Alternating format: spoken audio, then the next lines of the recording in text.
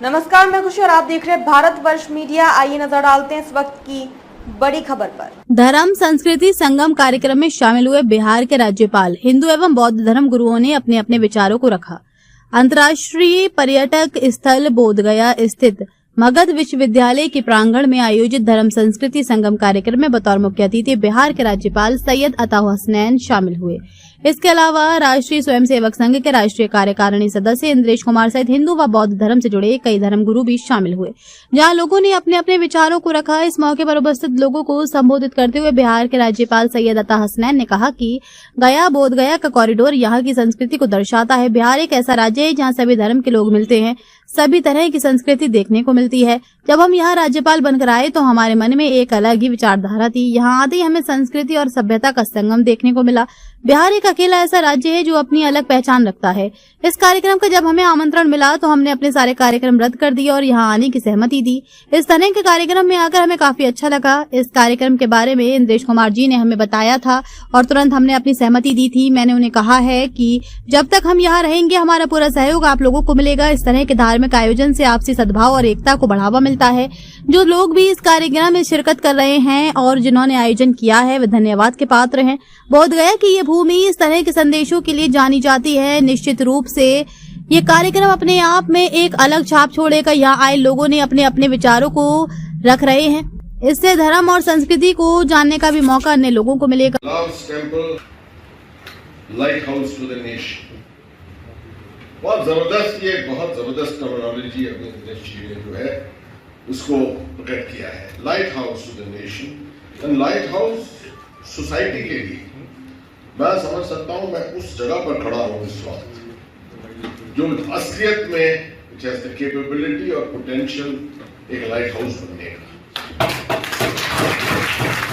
जहां पर अलग अलग संस्कृतियां, अलग अलग धर्म इस तरह से मिलते हैं। जब मुझे बताया गया कि आप बिहार जा रहे हैं गवर्नर बनकर, राज्यपाल बनकर, तो दिमाग में सबसे पहली बात यही थी कि ये वो राज्य है, मेरे ख्याल में पूरे भारत में ऐसा राज्य नहीं है जहां सब संस्कृतियां, सब धर्म एक साथ मिलते हैं।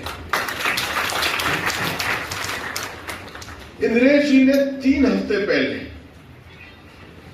ये कहा था, आकर पटना में मेरे साथ भेंट हुई थी, हम लोगों की मिलाप हुआ था, हमारा डिस्कशन हुआ था और उन्होंने प्रकट किया था अपना विचार कि वो चाहते हैं कि जल्द से जल्द ये एक अभियान के तौर पे शुरू होना चाहिए और यहाँ नालंदा, गया जी इस इलाके से पूरी एक आवाज उठनी चाहिए, एक अभियान चलना चाहिए जिससे देश का मिलन, कंप्लीट एकता जो है उसका प्रकट किया जाए दुनिया को, और एक ओनरशिप ऑफ कॉम्पोजिट कल्चर जो बिहार का है, जो भारत का भी है, वो उस संस्कृति, उस कल्चर को प्रोजेक्ट करना चाहिए हमें बाहर। मुझे नहीं मालूम था कि 3 हफ्ते के अंदर वो आकर इसकी शुरुआत कर देंगे और मुझे जब परसों न्योता मिला कि और सब करके आप जरा बोध गया चले जाइए मगध यूनिवर्सिटी में, तो मैंने अपने प्रोग्राम, हर प्रोग्राम को रोक कर अलग अलग करके और मैं अभी यहाँ पर मैं आपको बधाई देता हूँ देश जी कि आपने इतनी जल्दी इस बयान को शुरुआत दी है।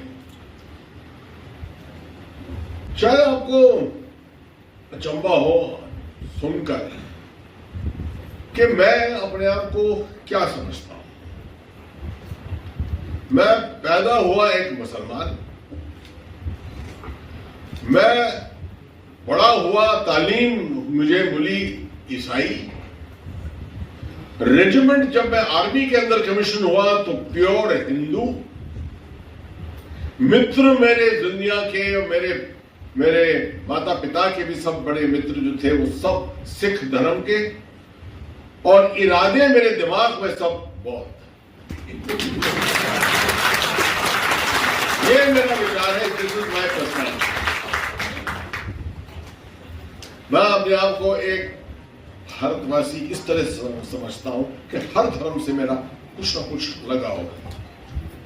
ये आप सोचकर चंबा शायद हो कि मैं भगवान विष्णु का भक्त हूं। क्यों ये भी बोलना चाहिए क्यों? मैं किस रेजिमेंट से आता हूं? सबसे धार्मिक रेजिमेंट जो है पूरे भारत की फौज में, उत्तराखंड की गढ़वाल राइफल्स, उस रेजिमेंट का मैं हिस्सा हूं। मेरे पिताजी मुझसे पहले 36 साल उन्होंने सर्विस की उसी रेजिमेंट में, देश के लिए जनरल बने वो भी।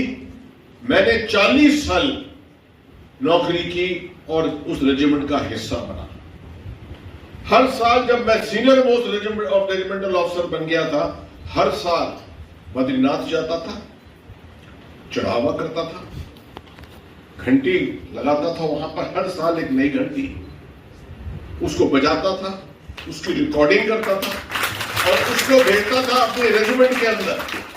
जब हर जवान हमारा लाइन ऑफ कंट्रोल या लाइन ऑफ एक्चुअल कंट्रोल पे जो खड़ा है वो उस घंटी की आवाज को सुनता है, तो आप समझ सकते हो कि उसके दिल में और उसके मन में क्या होता है। उसको मालूम है कि ये साल अच्छा गुजरेगा, मेरे साथ, मेरी रेजिमेंट, मेरी यूनिट के साथ कोई गलत काम नहीं होगा। ये मान्यता देते हैं हम भगवान विष्णु को। लेफ्टिनेंट जनरल आए, मेरा परिचय, मैंने जम्मू कश्मीर में उस समय रहा, इसलिए रहा है। उन्होंने उस समय की जो सबसे बड़ी हिंसा थी, उस हिंसा से दो हाथ किए। मैं भी उस हिंसा का भुक्तभोगी उस समय में था। मेरा भी अपहरण करके आइसोलेट करने की कोशिश हुई। आपने केवल दिलेरी से नहीं, इस ढंग से उसको डील किया। द डे विल कम जब जम्मू कश्मीर हिंसा मुक्त हो जाएगा, तो जिनके नाम लिए जाएंगे आने वाले इतिहास में, उसमें लेफ्टिनेंट जनरल अता हसनैन का नाम भी है।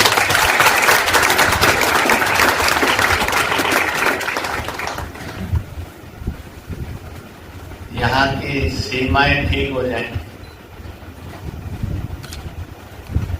इसके लिए भी उनके मन में चिंता रहती है। कल मैंने सभा में बोलते हुए कहा था,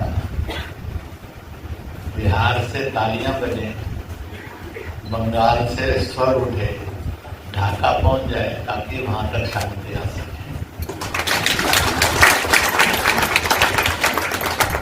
क्योंकि आपकी तालियां ऐसी बजे कि ढाका पहुंचे ही नहीं, उनको समझ में नहीं आएगा। तालियां खुशी का प्रतीक होती है, सुख।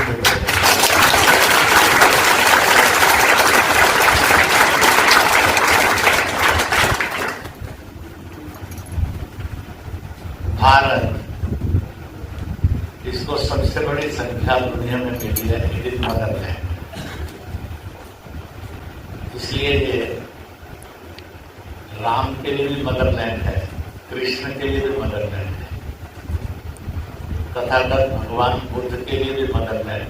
अब तक के लिए बस इतना ही। फिर होगी आपसे मुलाकात ऐसी एक और बड़ी खबर के साथ। अब तक के लिए नमस्कार और देखते रहिए भारतवर्ष मीडिया। ऐसे ही लेटेस्ट अपडेट्स के लिए हमारे चैनल को सब्सक्राइब करें और तुरंत नोटिफिकेशन पाने के लिए बेल आइकन प्रेस करना ना भूलें। यदि आप हमें फेसबुक के माध्यम से देख रहे हैं तो हमारे पेज को फॉलो जरूर करें। धन्यवाद।